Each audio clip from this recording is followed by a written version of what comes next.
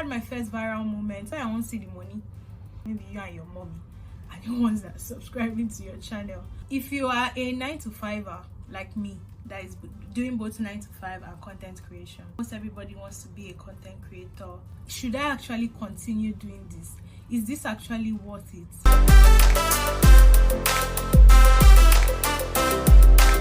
Hi superstars, welcome back to my channel. My name is Mary J, and on this channel I talk about product management, skincare, faith, career, personal development, anything that I find interesting and that I think you would also find interesting. And I know that for you to have clicked on this, you found it interesting, so welcome.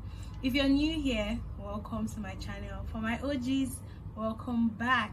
Today's video, we're going to be talking about content creation and all of the lessons that I learned in the beginning as a newbie content creator. Now, content creation is quite dicey. Seems like it's the in thing now. Almost everybody wants to be a content creator. When I started content creation, I didn't know what to expect, and this is me just being completely honest. I didn't know what to expect. I have always wanted to do this for a minute. I've always wanted to find a way to share my experiences with people, like try to share what I have learned, share the mistakes that I have seen people make or that I have also made, and also like learnings that can help you live your lives better. So basically just sharing my experiences just to help you live a better life.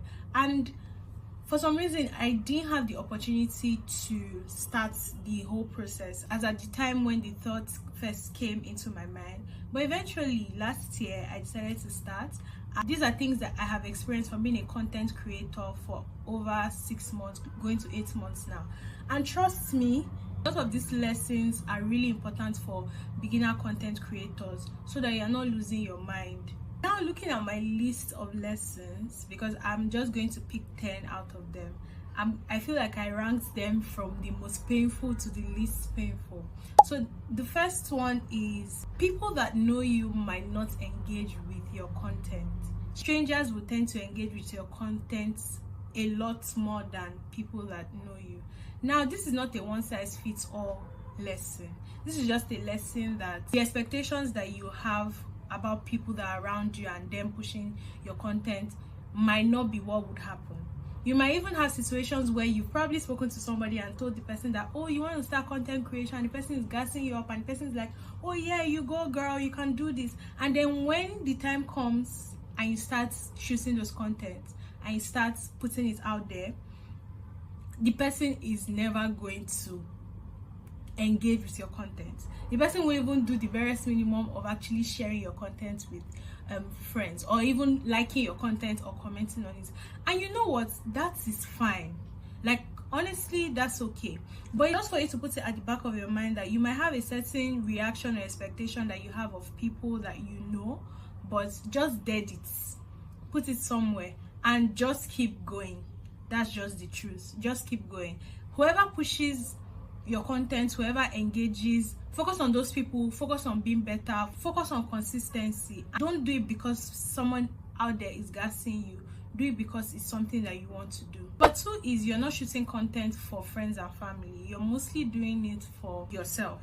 So your friends and family might not be like the best people to get advice from, but trust me, they would be your biggest advocates. And at some point you even be asking yourself that, what did I really do to deserve this much love and affection from you guys? So as much as like your friends and family will give you feedback, your friends and family will let you know like, oh, I like this video, I don't like this video, or your friends and family might also not have like the same interests with you, but because you already know that this is what you like and this is what you can talk about extensively, this is the best place, this is what you can do, you just keep creating the content, just keep pushing content out, and eventually everybody will catch on. Number 3, and this is one thing that people struggle with a lot, I struggled with it as well, it is knowing your niche. The honest truth is that you don't necessarily need a niche in the beginning.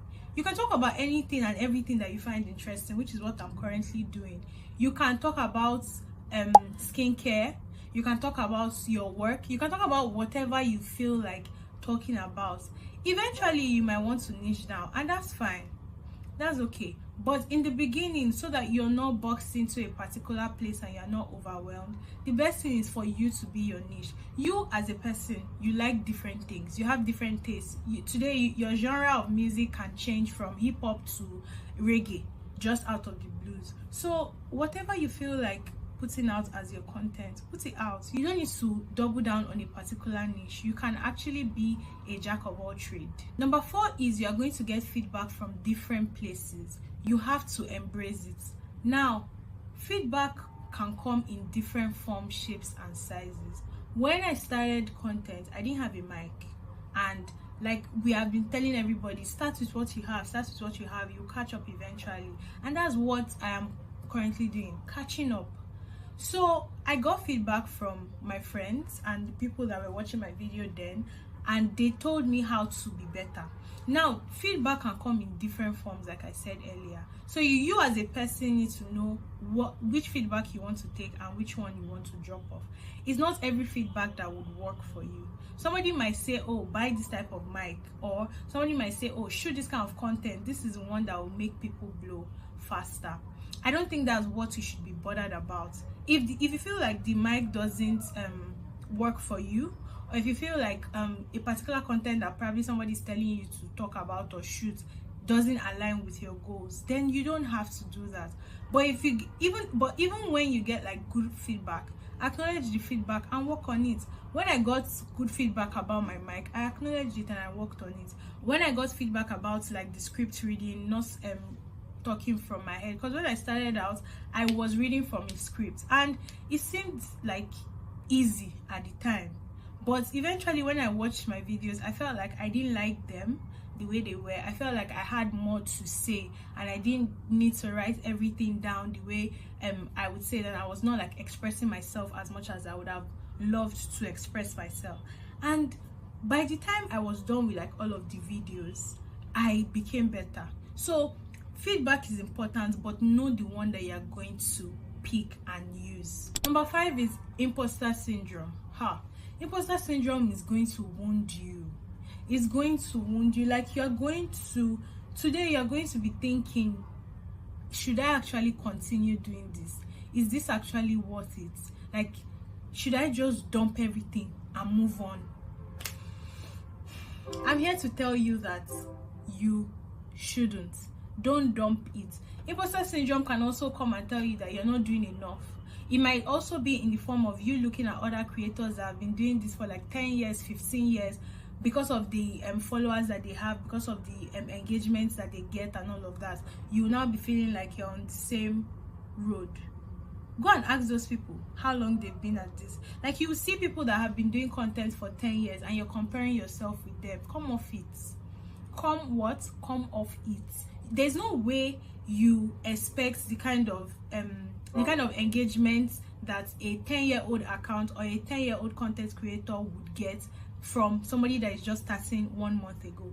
The only people that get that kind of fast engagement are people that either were stars, maybe like somebody that went to Big Brother Nigeria now and created an account. They usually get followers a lot, or somebody that is coming from another channel and moves to a new channel. Like, for example, somebody can be coming from TikTok or coming from Instagram and has a lot of followers there, and the person decides that, oh, the person wants to start a YouTube channel. And you've been on YouTube, let's say you've been on YouTube for like 6 months and you've not gathered enough followers, but somebody just opened YouTube and has like 10k followers. You don't know that the person literally moved their followers from the other place, because obviously they've been doing that for longer. They moved their followers from the other place to this new channel, and then you're there, you're comparing yourself with them. So if every time that imposter syndrome just rears its head, just keep going. You might not be better in the beginning, but eventually there's one thing that someone told me to do, and that's what I have kept on doing continuously, and that is give yourself like a time frame. When I started, I was like, I'm going to do this consistently for the first 6 months and let me see what comes out of it. And I was doing that for the first 6 months. 6 months came and passed. The next goal that I set for myself was, I'm going to be doing this I'm going to now start increasing my followers, start looking for things to increase my followers, increase my subscribers for the next 6 months. Can you see? Like, your goalpost is shifting.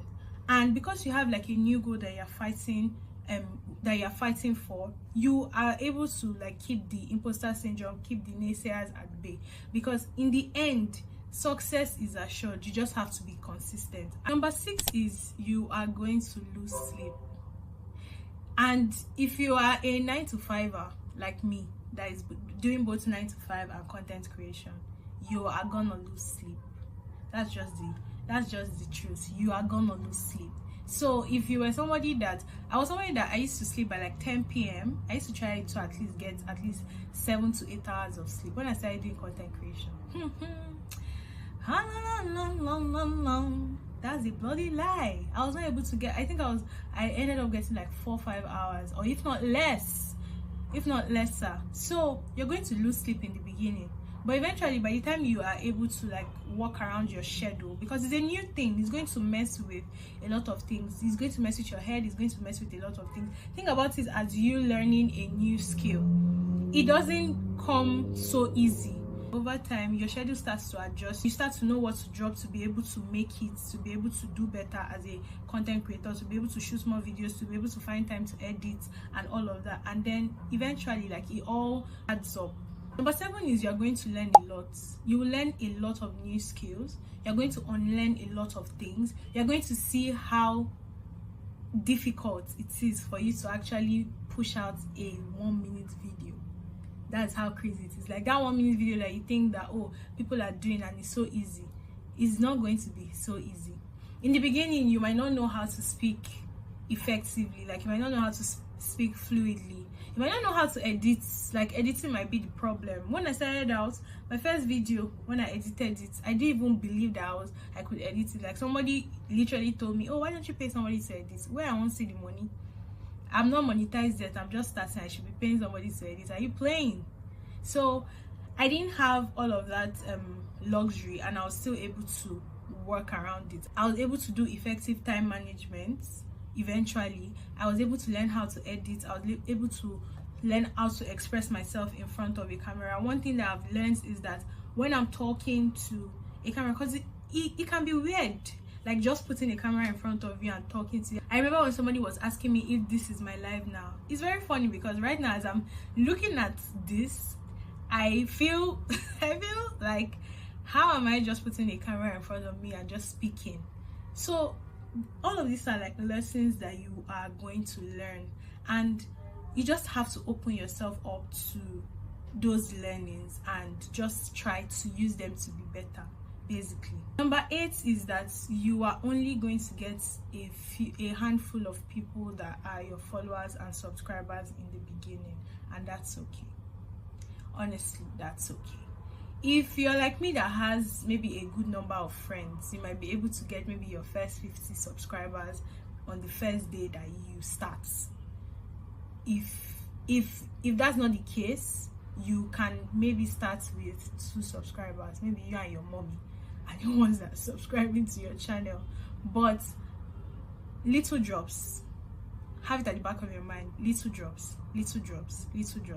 Eventually there's one video that goes viral. I had my first viral moment after I think on the 5th month on TikTok. I had a video that blew up to like 19k, and I was 90k views, and I was shocked. Like, how did we get to this point? How was I able to get to this? And it was just a very short video, one of all those videos that I didn't even think through. I just put it out there. So one thing can blow up, one thing can like help you get more subscribers and or more followers, and eventually that thing comes. So people have done this for 2 years before getting up to 1k followers. So people may have done this for a longer time. You don't know. But one thing that you need to know is that just keep pushing. Just keep doing this. Little drops of water makes a mighty ocean. In the beginning, you need to be more concerned about being consistent than being obsessed with numbers. There's a point you get to that you start to be obsessed with numbers. Start to check out how many subscribers you're getting daily. Start to check out what videos are doing so well and are bringing you more subscribers. But in the beginning, be more interested in being consistent, because it's by being consistent that you'll be able to have people and keep them So the way I would see it is customer acquisition and then customer retention. So now you're thinking about subscriber acquisition and then subscriber retention.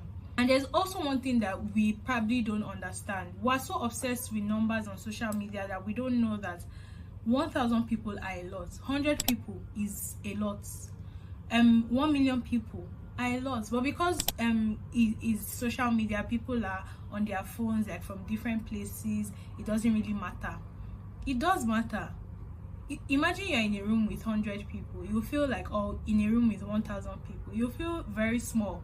So be more interested in being consistent in the beginning. Then eventually you start to look at numbers and start to like find ways to be better in terms of numbers. Number 9 is batch creation and batch editing helps your life.